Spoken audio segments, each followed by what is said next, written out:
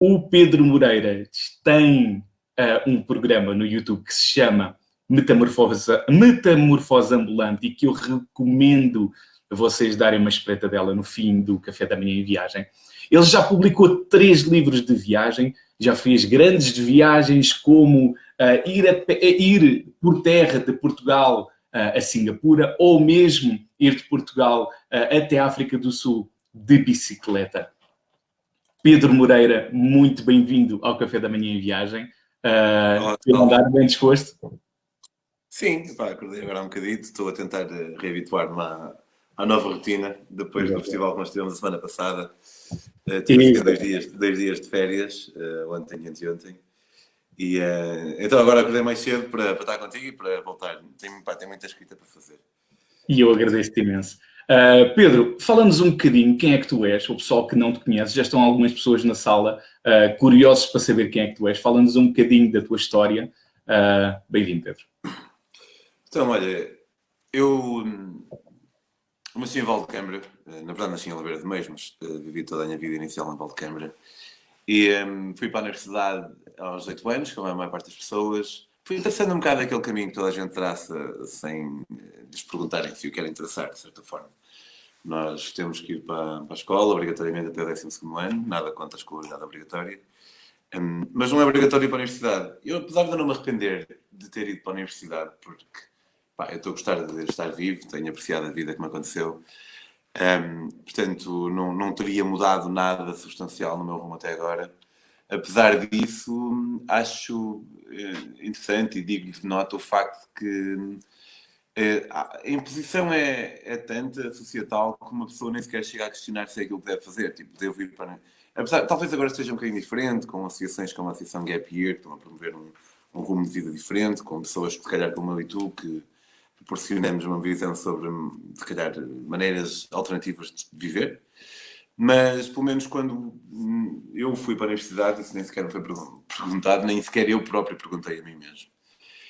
Tirei curso de Psicologia em Coimbra, curti bué. Fui para Coimbra especificamente porque sabia que ia ter vastas oportunidades de curtir e não desiludiu. De Coimbra fui estudar para... lembro que em Coimbra... Isto é interessante como a maneira como as pessoas que nós vamos conhecendo ao longo dos tempos podem deixar uma pequena marca em nós. E eu lembro em Coimbra de ter recebido uma vez um gajo no Couchsurfing que não me inspirou em nada, mas foi interessante mais tarde a perceber que eu era ele. Uma vez em Coimbra recebi um gajo que andava a pedalar, vinha da Alemanha, de bicicleta. Era um gajo, ele era palhaço, tipo, fazia os malabarismos e umas merdas assim. E para mim, o gajo era um grande maluco mesmo, que é um termo que muitas vezes as pessoas usam para me descrever a mim e que eu repudio, porque a cena de descrever alguém que faz uma cena um bocado fora como um grande maluco, acho que se calhar, não é que eu leve isso como ofensa, longe disso, até porque sei que não é a intenção das pessoas, e a intenção neste caso muitas vezes é o que mais importa, mas é tipo estar a reconfirmar que sai demasiado fora do normal, aliás, como deveria sair. Isso foi uma pequena parte. Só que o gajo nem sequer me chegou a inspirar, porque para mim, pelo menos naquele momento, o que ele estava a fazer era tão fora que para mim era só para alguém como ele, um grande maluco. Eu de Coimbra fui para fazer um estágio profissional para a Noruega, em 2008. Trabalhava com toxicodependentes. Da Noruega fui para a Inglaterra, trabalhei mais 2 anos. E tive um grande momento da minha vida, que foi quando fui para Goa, na Índia, tirar... Tive 2 semanas de férias para tirar. E lá tive a oportunidade de conhecer uma data de gente que andava a viajar durante 1 ano, 2 anos. E se calhar quando eu conheci o Tommy, esse tal alemão que andava a pedalar e tinha vindo da Alemanha até Portugal, se calhar aí, por uma razão ou outra, talvez não estivesse preparado para me deixar inspirar por ele. Naquele momento na Índia não tive grande opção também, porque essa inspiração tomou conta de mim. E eu percebi com aquelas pessoas que estavam a fazer algo heróico, porque conheci uma data de viajantes que andavam a viajar durante 1 ano, 2 anos, 3 anos. E quando eu percebi que eles eram feitos de carne e osso tal como eu percebi que também era possível para mim. E desde então, voltei, a partir daí voltei à Inglaterra, despedi-me, fui fazer a minha primeira viagem, grande viagem. Fui de Portugal a Singapura sem voar. E dei volta, nunca tinha andado à boleia, fiz 20 mil quilómetros de boleia. Depois voltei, passei mais 2 anos a trabalhar na Inglaterra, desta vez em part-time, trabalhava 2 anos, ou melhor, trabalhava uma semana e estava 3 semanas em Portugal. E depois despedi-me outra vez, fui fazer a minha segunda grande viagem, fui de Portugal a Singapura por terra, perdão, fui de Portugal à África Sul de bicicleta. Também nunca tinha andado de bicicleta, assim, mais do que... O meu recorde tinha sido 24 km num dia e tínhamos feito quando eu tinha 20 anos antes, mais ou menos. E fui até a África do Sul, escrevi um livro também sobre isso e desde então vivo só da escrita e a minha última viagem foi de Panamá ao México à boleia. Obviamente eu sou muito, como muitos de nós, como qualquer pessoa que já terá passado por aqui pelo teu café de manhã, são muito mais do que as minhas viagens, mas pronto, defendo o propósito disto, um café da manhã em viagem, optei por descrever-me e por falar de mim mais de acordo com esta ótica. Claro, e que faz todo o sentido. Pedro, eu sei que tu tens, como tu falaste, mil e uma histórias. Eu acredito que alguém que nunca fez mais do que 24 km de bicicleta e de repente fez 1000 por 22 15 mil. Desculpa, não percebi. 15 mil. Há 1000 horas, sim, 1000 horas, 15 mil. Sim, 1000 horas, exatamente. Fizeste 15 mil quilómetros de bicicleta. Pedro, eu hoje vou-te pedir uma coisa diferente, que é, conta-me uma daquelas histórias, ou uma ou duas daquelas histórias que tu, por acaso, não estás muito habituado a partilhar. Para o pessoal também ter, não sei, saber outras histórias de ti.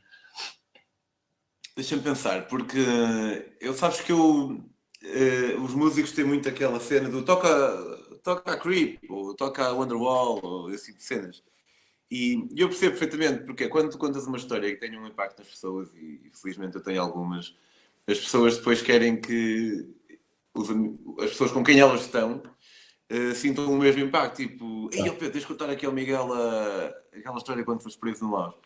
E é fixe ter esse impacto nas pessoas, só que às vezes cansa um bocado. Portanto, obviamente é bem-vinda a pergunta sobre uma história que eu não conto tantas vezes. Ora, eu conheci o Mohamed na Guiné. Não, eu vou falar do Rasta.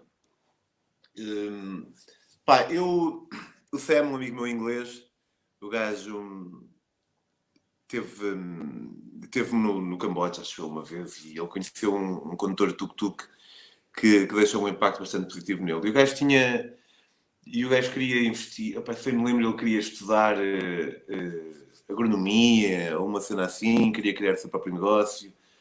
E estudar no Camboja não é assim uma coisa muito, muito cara. E o Sam, depois de deixar esse condutor de tuk-tuk, pensou, foda-se, eu podia ter ajudado o gajo, não? Eu podia ter, nem que fosse 100 euros por mês. E então foi à procura dele e nunca mais o encontrou. O Sam é um dos meus melhores amigos, é um inglês que acho que não sei se já nos cruzamos no House Party. Sim. E eu conheci-o em 2008, porque ele me albergou em Couchsurfing em Manchester, quando eu vivia em Birmingham.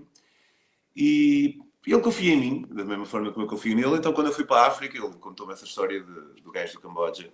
E disse, olha, em África, tenta ver se encontras alguém que possamos ajudar. Talvez por quando ele ter contado isso, eu ter dito que eu também gostava de alinhar nisso. Então, fui e, obviamente, a partir de Marrocos, ia sempre encontrando pessoas que passavam mal e que precisavam de alguma ajuda. E, obviamente, cada vez que isso acontecia, apetecia-me logo dizer, não, pera, eu e o meu amigo vamos te ajudar. Mas, pronto, fui tentando ser mais ou menos cuidadoso e até que fosse óbvio. E não só que fosse óbvio, mas também que eu pudesse confiar puramente na pessoa, porque não era só com o meu dinheiro que eu ia estar a jogar, era com o dinheiro do meu amigo também. Portanto, era uma responsabilidade a dois e eu fico mais responsável pelo dinheiro do meu amigo do que pelo meu, porque se eu perder o meu, olha, está bem, agora percebes, acho que é normal e acho que até é bom.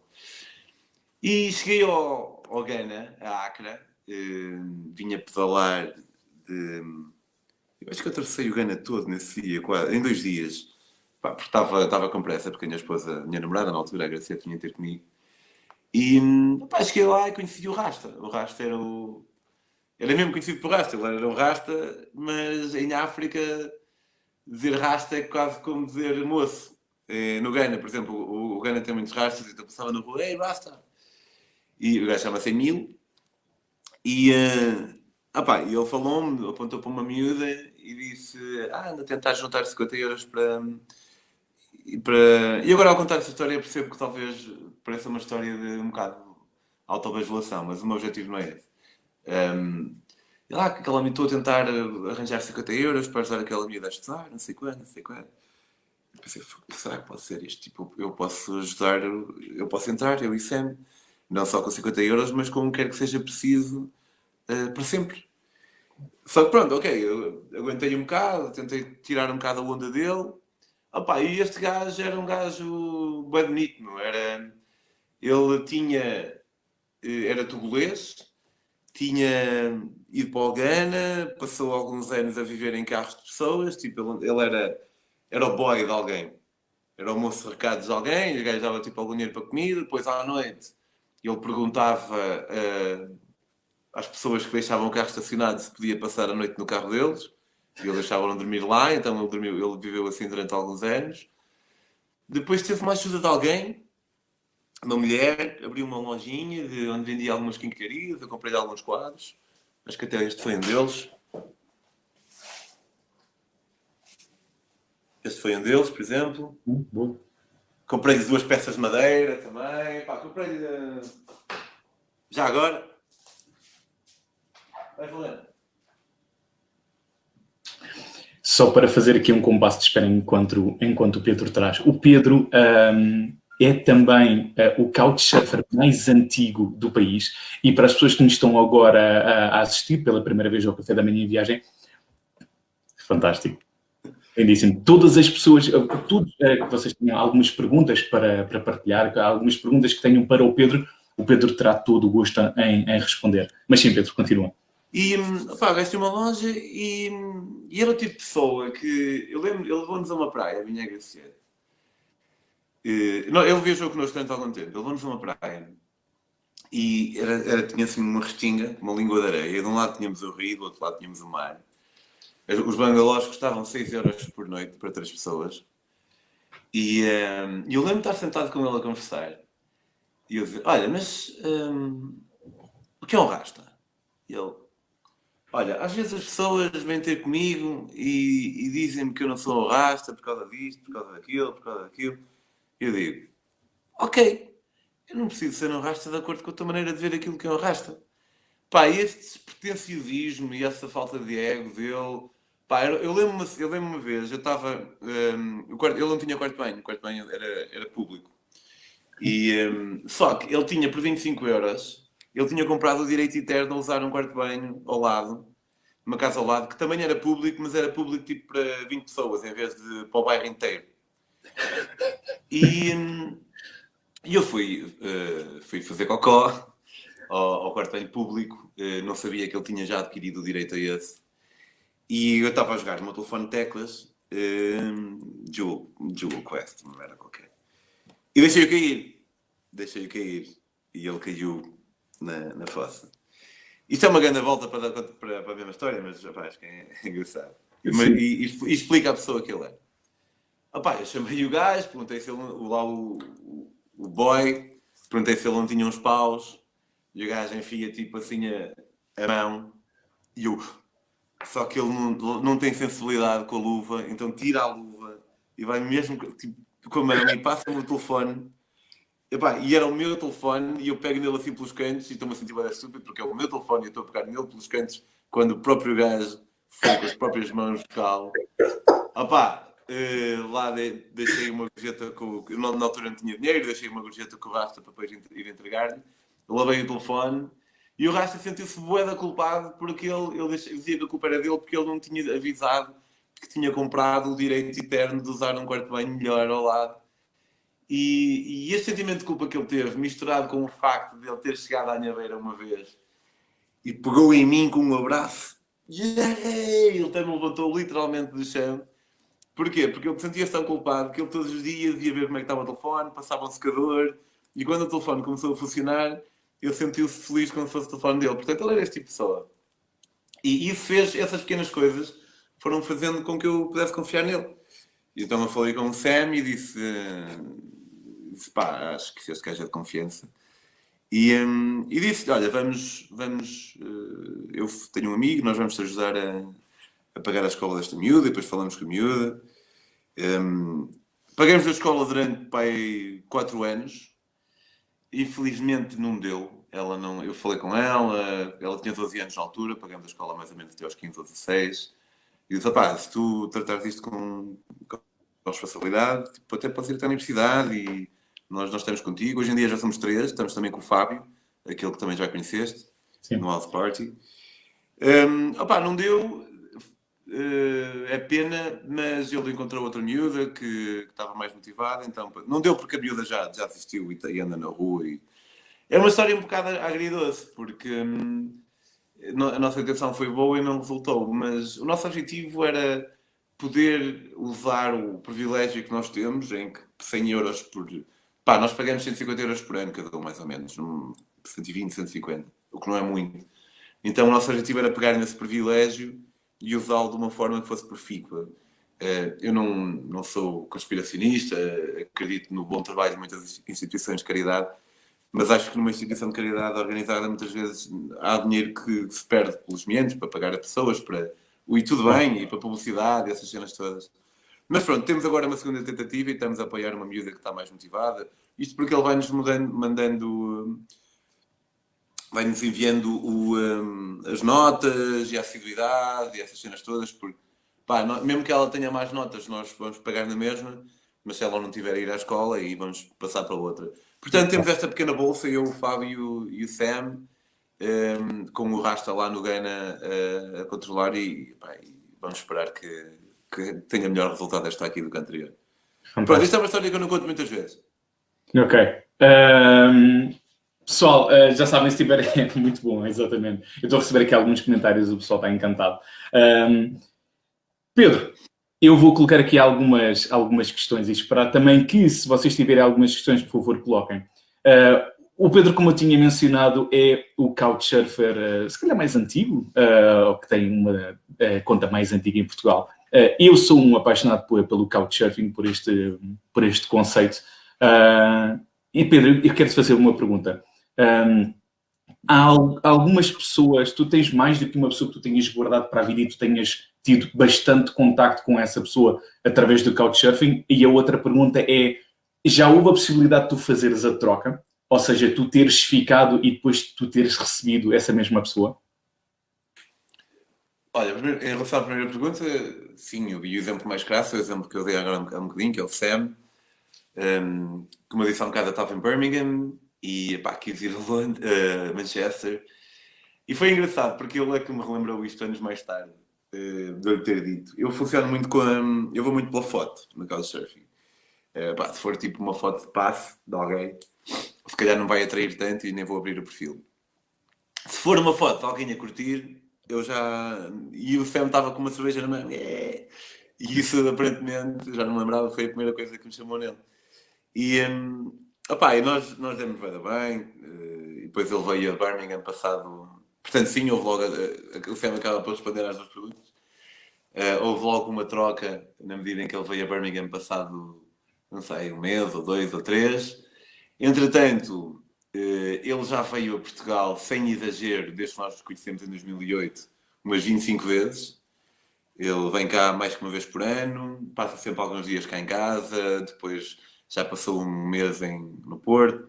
Os meus amigos são os amigos dele, que é uma cena bem bonita. Eu acho que, para mim, nesta vida da Teu, aquilo que mais faz com que eu valorize a vida são as relações interpessoais, os laços que nós criamos, a maneira como isso me faz sentir, acho que é muito bonito.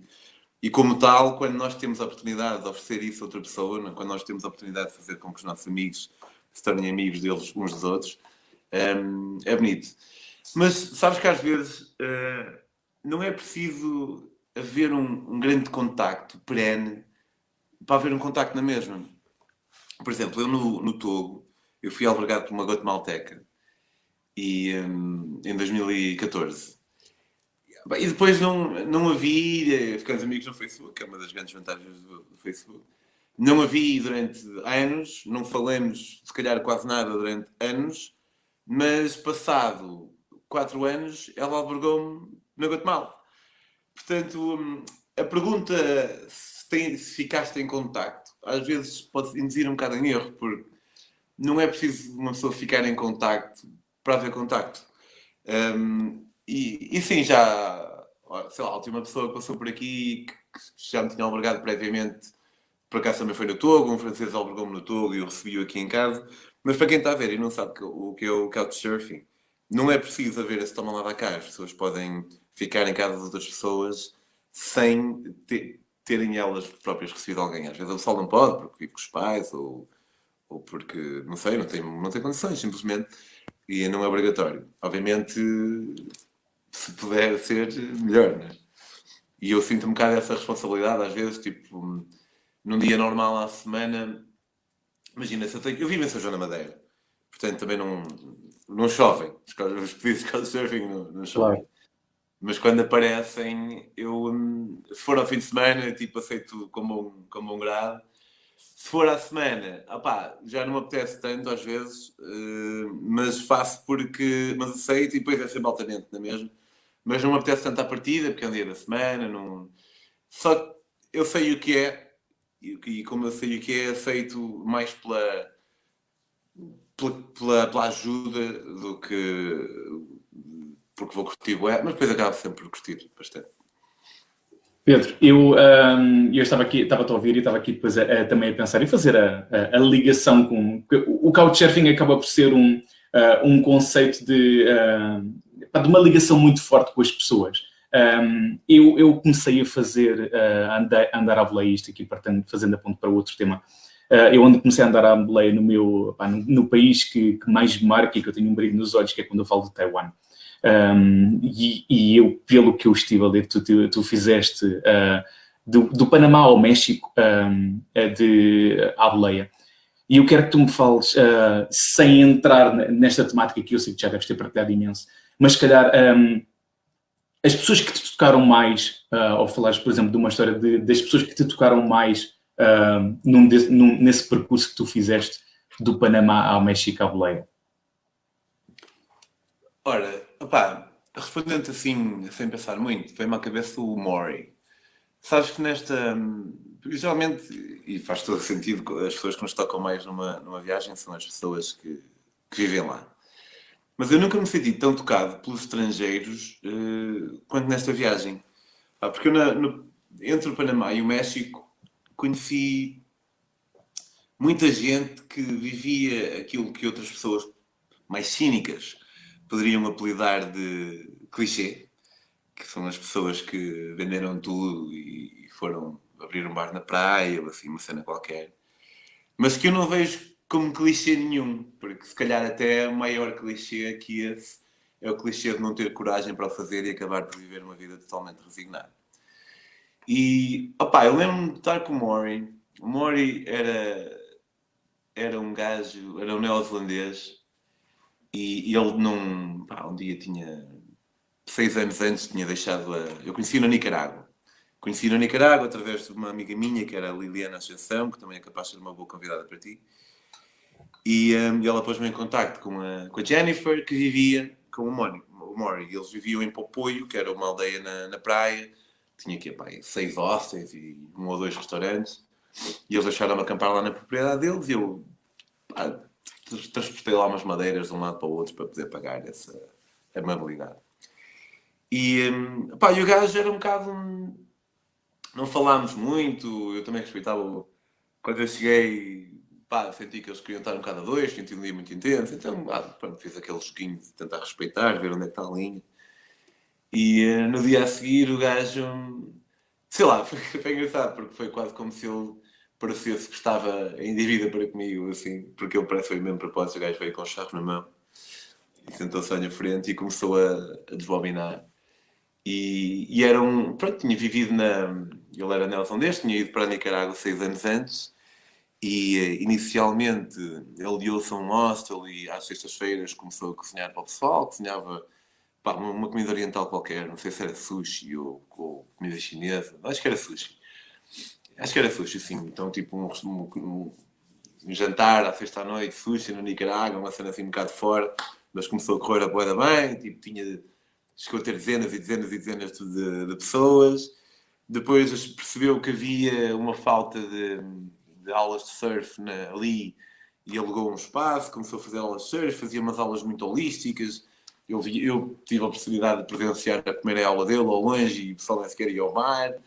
E ele me perguntar, então, mas não, pá, a primeira aula é para perceber o surf, o que é que significa, a filosofia. E eu estava a olhar para ele, de rastas, olhos azuis, cara bastante sulcada, um bocadinho parte pela idade, parte pelo sol, óculos. E eu de repente retirei-lhe as rastas, deixei ficar os óculos, retirei-lhe a pele curtida pelo sol, retirei-lhe aquela t-shirtzinha e meti um fato e vi dentro de um Prius, alguns em Wellington ou em Auckland, ir para o escritório, comer uma comidinha que ele levou numa marmita e vi diante dele, como vejo diante de mim, como vejo diante de ti, não um mar de opções, mas pelo menos duas. E entre estas duas que ele tomou, apesar de eu não negar que as pessoas podem ser perfeitamente felizes de comerem de uma marmita e forem de fato para o trabalho, não nego isso, obviamente, eu vi a escolha que ele um dia elegeu, a escolha que ele um dia tomou. E esse tipo de pessoas que são capazes de ter a coragem de mudar e o mudar, mais uma vez, voltando a uma das primeiras coisas que eu disse hoje, não tem que ser de viagem, pode ser de outra forma qualquer, pode ser uma pessoa pode mudar e nem sequer sair de casa, isto é, eu posso todos os dias ser escritor, mas não ser isso que me satisfaz, e então passar a ser alguém que faz tapetes à mão e não sair de casa, mas se calhar mudei radicalmente aquilo que me alimenta e, portanto, não tem que ser de viagem, mas é de viagens que nós estamos a falar, portanto é disso que eu falo. E esse tipo de atitude merece-me muito respeito e acho que devia merecer muito mais respeito a todos nós, a coragem de mudar. E muitas vezes, ou por vezes, quando a pessoa muda e falha, é trágico porque é trágico para a própria pessoa e também é trágico para os demais porque faz com que... É quase como havendo um atentado terrorista no Egito. Isto é uma comparação um bocado abusada, mas o Egito é um sítio seguro. Mas se houver um atentado terrorista no Egito, isso vai minar a desconfiança que as pessoas já têm durante muito tempo. Porque as pessoas têm ideia que é um sítio potencialmente perigoso. Quem diz o Egito diz o Líbano ou a Síria. A Síria, pronto, é um caso à parte. Realmente é capaz de ser perigoso neste momento em muitos sítios. Mas as pessoas têm uma ideia que algo é potencialmente perigoso e quando corre bem, como nós temos a ideia que é potencialmente perigoso, é preciso correr bem bué de vezes para mudar a nossa ideia e quando corre mal, simplesmente confirma. E quando as pessoas tentam mudar e falham, isso pode minar um bocado a confiança que as outras pessoas têm no processo. E é pena ser assim, porque o falhanço faz parte da vida e as pessoas deviam entender isso mais. E há falhanços muito mais subretícios. Porque se for um falhanço, se uma pessoa... Há falhanços que demoram uma vida toda a serem concretizados, percebes? Porque se eu me despedir agora e for fazer outra coisa qualquer e passado 3 anos estar pior do que estava agora, esse falhanço demorou 3 anos a ser concretizado. E é muito mais observável. Se eu não me despedir agora e viver a vida toda a fazer aquilo que eu não quis, esse falhanço só é concretizado se calhar no fim. Quando eu perceber, não valeu a pena. Percebes? E as outras pessoas não vão saber disso.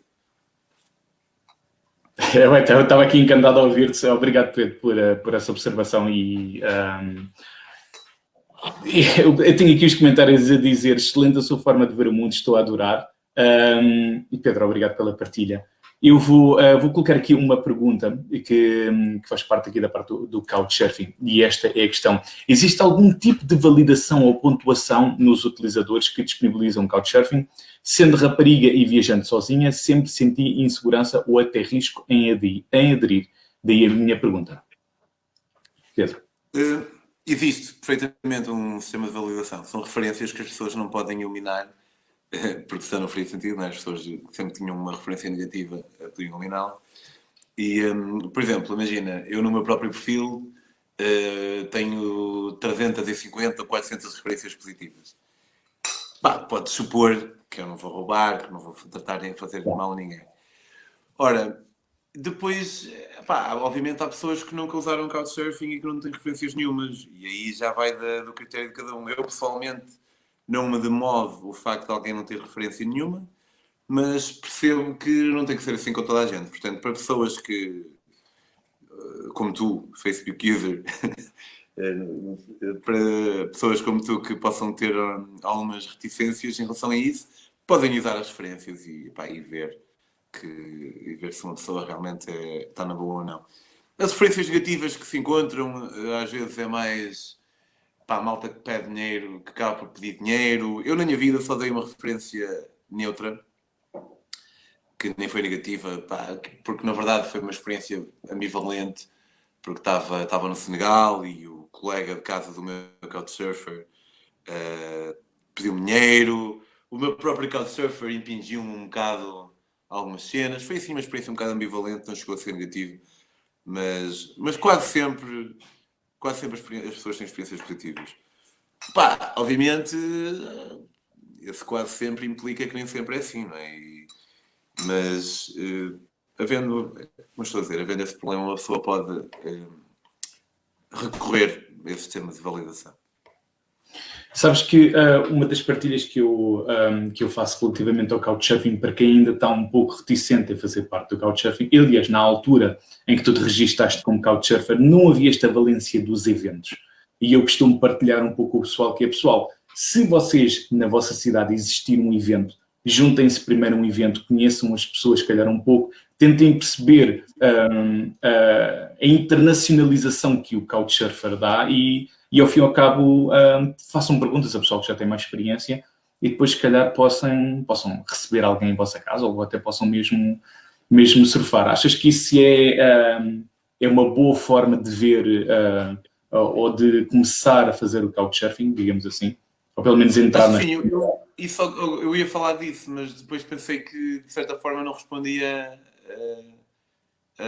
ao Facebook user, como eu percebi. Mas sim, é para ter um contacto real acerca daquilo que é e da beleza que pode ter.